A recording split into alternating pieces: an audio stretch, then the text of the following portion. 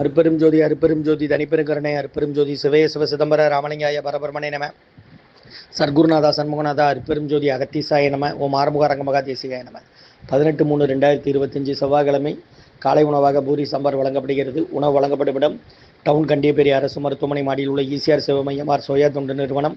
அதில் உள்ள ஆதரவற்றோர்கள், முதியோர்கள், மாற்றுத்திறனாளிகள், மனநலம் பாதித்தவர்களுக்காக இந்த உணவு வழங்கப்படுகிறது.